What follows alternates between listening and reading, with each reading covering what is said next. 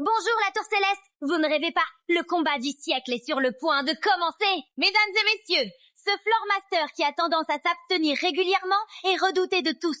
Et il a cette fois choisi pour adversaire un homme qui va livrer son premier combat en tant que Floormaster lui-même. J'ai nommé Kuroro Lucifer contre Hisoka Moro.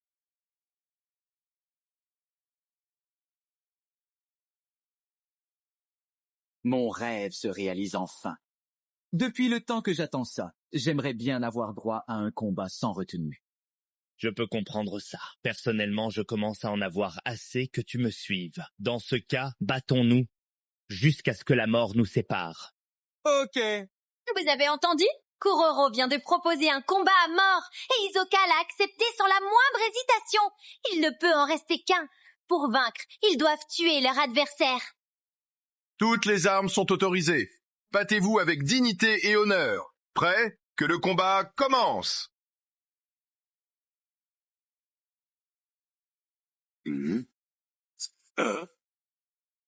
Black Voice. Ah, c'était ça. Après son effacement de naine, il m'a bien fait courir. En réalité, il rassemblait des pouvoirs. Il a une seconde antenne. Regardez l'arbitre. Il s'est joint à Kuroro pour attaquer Hisoka. Il veut se servir de l'arbitre pour m'immobiliser et planter son antenne sur moi.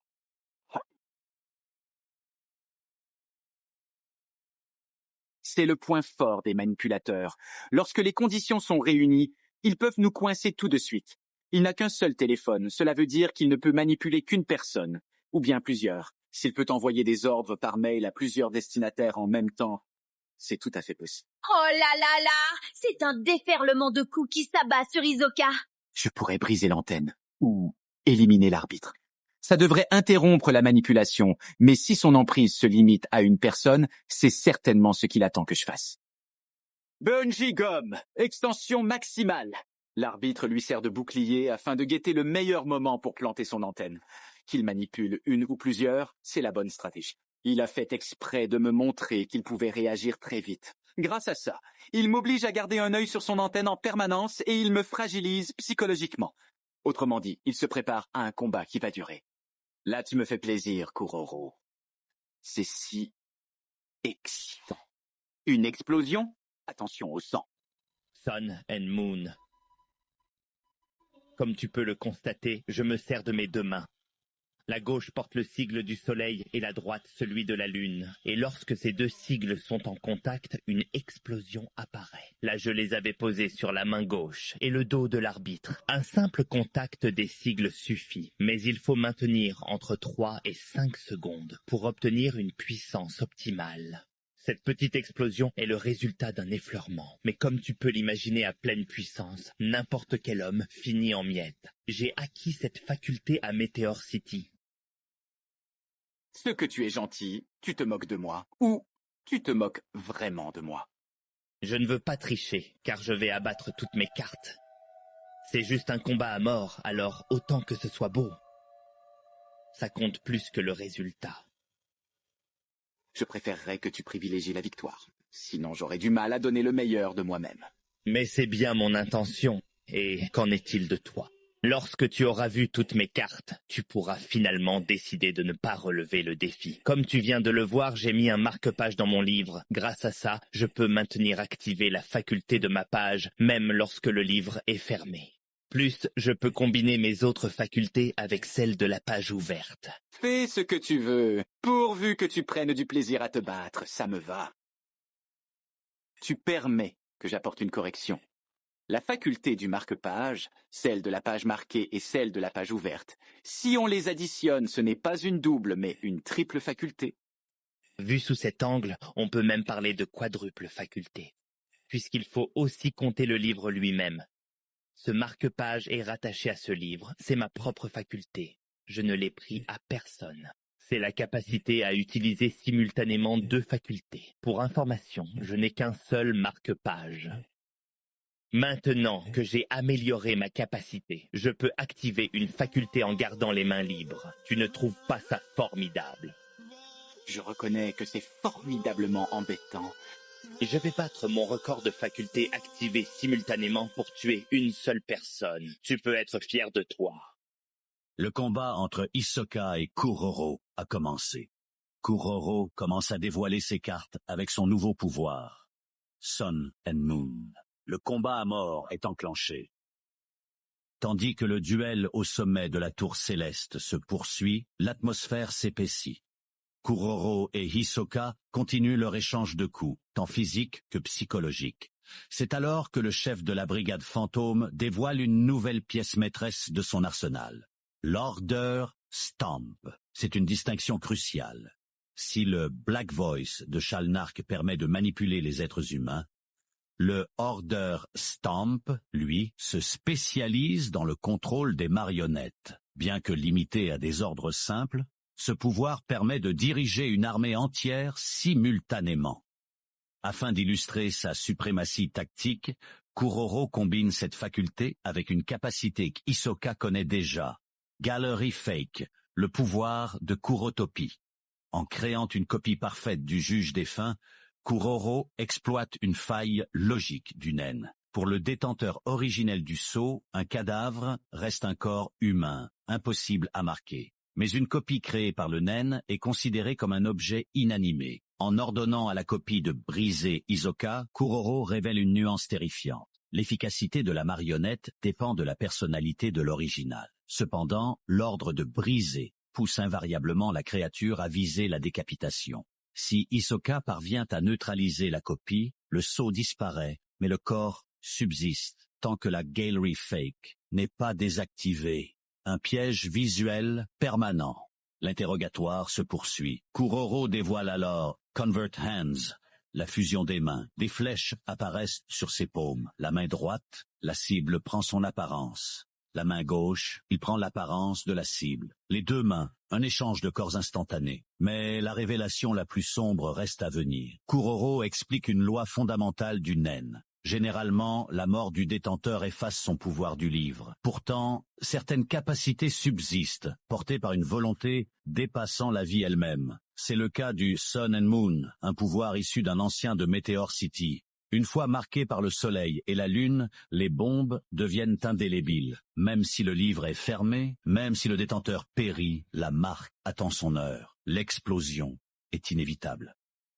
Face à cette complexité mortelle, l'inquiétude pointe chez le magicien, mais l'excitation l'emporte. Le combat reprend de plus belle. Profitant de la confusion, Kuroro utilise son marque-page et se fond dans la foule. Il s'empare du téléphone de Shalnark et de ses antennes.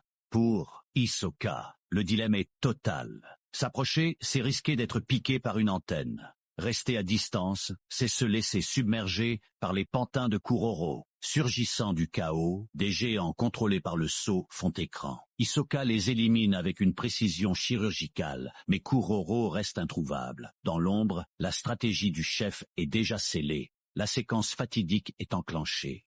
Black Voice ensuite marque-page. Activation du Convert's Hands pour se transformer en quelqu'un d'autre avec sa main gauche, puis déplacer le marque-page vers Convert's Hands pour garder la capacité activée et enfin fermer le livre et attendre la contre-attaque.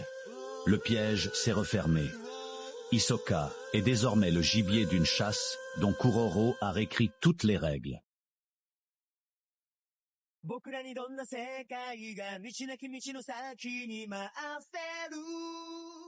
Dans la suite de Hunter x Hunter, le duel au sommet vire au cauchemar. En combinant l'Order Stamp et Gallery Fake, Kuroro lève une armée de marionnettes indestructibles pour traquer Hisoka. Coincé entre les antennes de Shalnark et des bombes humaines indélébiles, le magicien est devenu le gibier d'une chasse dont les règles ont déjà été réécrites. L'étau se referme. Alors que la panique s'empare des spectateurs se ruant vers les sorties, une tension palpable s'installe dans l'arène. Hisoka, l'œil toujours aux aguets, remarque immédiatement la disparition des deux antennes de Shalnark. Il en déduit que Kuroro, tel un pêcheur aguerri, les a récupérées à l'aide d'un fil invisible. Soudain, la physionomie de la foule change. Le magicien comprend instantanément la manœuvre de son adversaire, en combinant sa capacité Gallery Fake et son précieux marque-page. Kuroro a pu maintenir ses copies tout en libérant ses mains. En activant Convert Hands, le chef de la brigade fantôme a orchestré une parfaite diversion en changeant d'apparence pour se fondre dans la masse. L'assaut est lancé. Une horde de marionnettes, marquées du sceau de l'Order Stamp, se jette sur Hisoka avec une seule et unique directive. Le briser. Le plan de Kuroro est d'une précision chirurgicale. Matérialiser des copies avec Gallery Fake. Utiliser le marque-page pour maintenir la capacité active. Apposer le tampon de l'Order Stamp.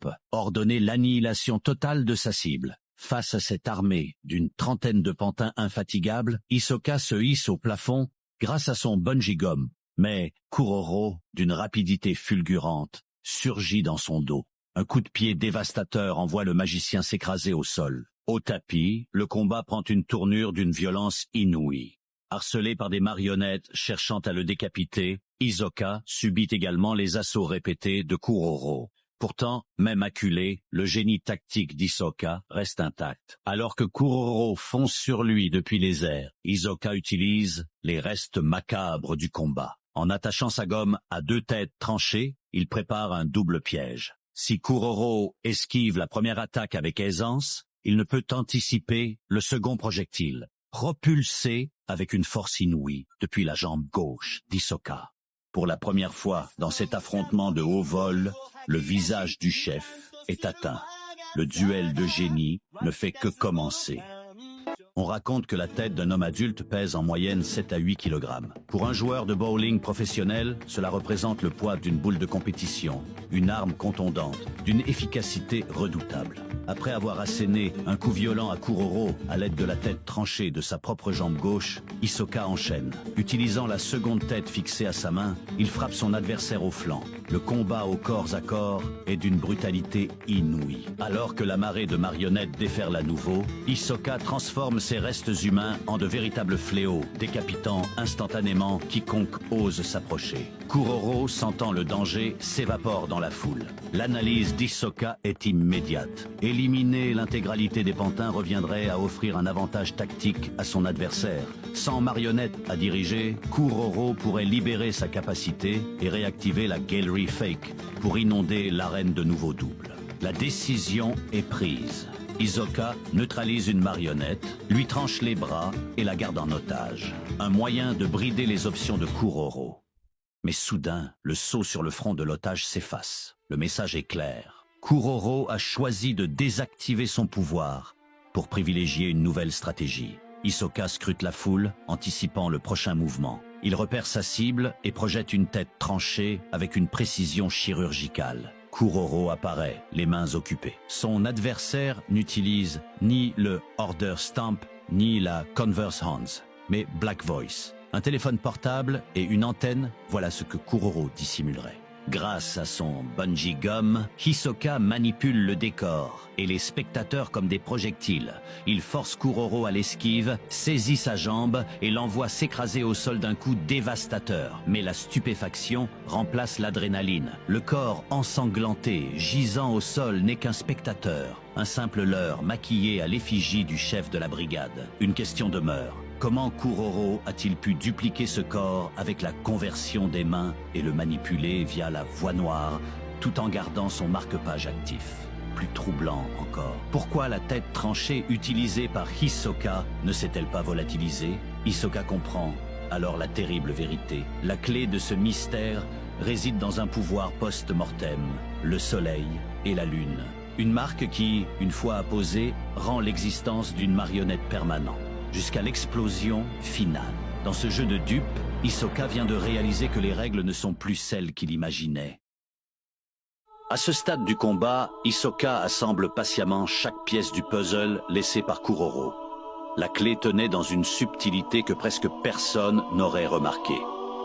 Le soleil et la lune, une capacité censée monopoliser les deux mains, pouvaient en réalité être activées de la seule main gauche. Suffisante pour y tracer le symbole du soleil. Kuroro avait dit la vérité, sans jamais mentir. La distinction était d'une précision. L'absence de copie permettait de conclure que la Gallery Fake était désactivée, mais leur présence, elle, ne permettait pas d'en déduire le contraire. Hisoka l'avait cru, et cette erreur avait failli lui coûter la vie. Car les copies marquées du soleil, scellées par le naine post-mortem, ne pouvaient plus disparaître. Ces étapes supplémentaires avaient un prix. Kuroro avait dû sacrifier le nombre, une vingtaine de marionnettes, peut-être une trentaine, moins que ce qu'Hisoka avait calculé. Mais Kuroro en façonnait une toutes les 2 secondes. Le temps jouait contre lui. Restait un dernier facteur, les secours, la sécurité. Dans 10 minutes, il serait là. Les marionnettes encore valides seraient prises pour des blessés, évacuées, neutralisées. Kuroro le savait aussi. Alors, c'était maintenant, l'assaut final. Hisoka comprend. Des marionnettes explosives, un encerclement, l'élimination. Déjà, certaines silhouettes dans la foule se mettent à courir, d'autres les poursuivent. Kuroro a semé ses pièces parmi les spectateurs des agents du chaos déguisés en civils apeurés. La panique fait le reste. Puis une femme s'empare du micro. Brise Hisoka. Le signal. Par centaines, les marionnettes marquées déferlent vers l'arène, dans un grondement sourd. Hisoka, une tête tranchée toujours serrée dans sa main gauche, n'hésite pas un instant. Des doigts de sa main droite jaillissent les filaments du bungee gum qui s'ancrent à la poitrine de 5 marionnettes. Il les fait tournoyer dans les airs. Un marteau humain. Les corps fracassent tout ce qui approche, mais le marteau se brise. Hisoka en reconstruit aussitôt un autre, repoussant la marée sans relâche. Et dans l'ombre du public, Kuroro murmure. Sa voix noire glisse entre les corps comme une lame. Une instruction, un endroit précis, un ordre. Maintenant, la tête qu'avait Hisoka dans sa main explose. 4 des 5 doigts d'Hisoka disparaissent dans la déflagration. Kuroro avait attendu ce moment depuis le tout début. La défaite d'Hisoka est-elle en train de devenir inévitable? Sous le souffle de l'explosion, Hisoka comprend enfin. Tout, depuis le début, n'était qu'un piège méticuleusement assemblé. Quelques instants plus tôt, lorsqu'il avait tranché cette tête, il avait cru avoir touché Kuroro. Erreur. Le chef de la brigade fantôme n'avait fait que feindre l'ébranlement. En réalité, il suivait le corps de près et l'avait déjà transformé en une bombe surpuissante. Une marque de lune apposée discrètement sur un spectateur perdu dans la foule.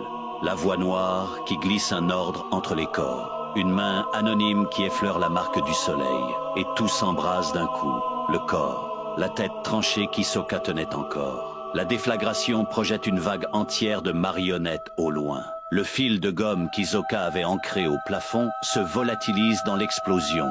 Mais le magicien ne flanche pas une seconde. D'un geste vif, il rappelle une marionnette à lui grâce au bungee gum, lui arrache la tête, puis se sert du cadavre comme d'un bouclier pour repousser la marée qui se referme sur lui. De sa jambe gauche, un filament élastique jaillit vers les gradins supérieurs et l'arrache à l'étreinte de la foule. Déjà, la horde se reforme et reprend la traque. Il les repousse encore. Il fuit. Mais Kuroro a une longueur d'avance. Il ordonne à plusieurs marionnettes de gagner le 2e étage, de retrouver Hisoka et de s'autodétruire dès qu'elles seront assez proches. Soudain, des silhouettes bondissent du balcon, joignent leurs mains et une explosion fauche tout. Hisoka est projeté à travers le stade. Sa jambe droite est arrachée net. Il tente une dernière fois d'invoquer le bungee gum de sa jambe gauche. Mais Kuroro lui lance un spectateur en plein visage, puis un autre encore. Des corps humains transformés en projectiles qui brident chacun de ses gestes jusqu'à le faire chuter au sol. La horde commence à l'encercler. Alors, dans un ultime réflexe, Hisoka ramène ses bras contre sa poitrine, à l'instant précis où une explosion monstrueuse de marionnettes éclate tout autour de lui. Le coup fatal semble avoir été porté. Quelques rues plus loin, une journaliste filme en direct. Une explosion vient de déchirer le sommet de la tour. Une épaisse fumée noire s'en échappe. En bas, la foule panique. Pompiers et secouristes se ruent à l'intérieur. La reporter ne trouve qu'un mot. On dirait une zone de guerre. Elle l'explique froidement. Un duel de maîtres d'étage se tenait là, devant un public restreint, et l'un des 2 combattants serait responsable du carnage. À l'intérieur de l'arène, un cratère béant en occupe le centre. Le bilan tombe, plusieurs victimes. Parmi elles, un nom, Hisoka.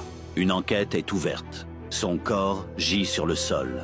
3 ombres se dressent au-dessus de lui. Charnalk, Kurotopi et Machi.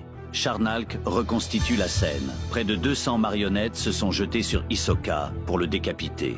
Mais les pantins piégés ont absorbé le choc. Ce n'est pas une lame qui l'a tué. C'est l'asphyxie, l'explosion, la fumée, le poids de toutes ces marionnettes. Le magicien s'est éteint, étouffé. Kurotopi presse Machi de les suivre. La mort est confirmée, mais elle refuse. Il l'a payée d'avance. Elle soignera ses blessures avant de partir. Kurotopi se souvient. Elle avait refusé l'argent quand Hisoka affrontait Kuroro. Au fond, lâche Charnalk. Machi est quelqu'un de bien. Les deux hommes s'éclipsent. Elle reste seule avec le cadavre. Machi ferme les yeux d'Hisoka. Elle observe les plaies béantes à son cou. Elle le remercie, à voix basse, de l'avoir aidé à exorciser Kuroro. Puis elle sort un fil pour le recoudre. Et, au moment où elle se penche, une aura jaillit du corps. Elle se fige. Puis elle comprend. Le nen post-mortem. Cette force qui parfois se renforce après la mort. Sous ses yeux, le Kuroro marche dans une rue grouillante, téléphone à l'oreille. Il parle de la famille royale Kakin, qui invite des civils à embarquer vers le nouveau continent. Et à bord, un trésor à dérober. Son interlocuteur, c'est Charnalk. Enfin, toute la troupe va se réunir. Charnalk raccroche. Il s'étonne que Kurotopi traîne autant aux toilettes. La porte s'ouvre. Hisoka en sort, quelque chose à la main. Charnalk se précipite. Le magicien lui lance la tête tranchée de Kurotopi. Il l'attrape de justesse. Et pendant qu'il fixe le visage mort de son ami, Hisoka s'abat sur lui d'un coup d'une violence inouïe. Plus tard, on retrouve Charnalk attaché à une balançoire, la tête de Kurotopi à ses pieds, des corbeaux tournant autour. Hisoka sourit. 2 de moins. Il en reste 10.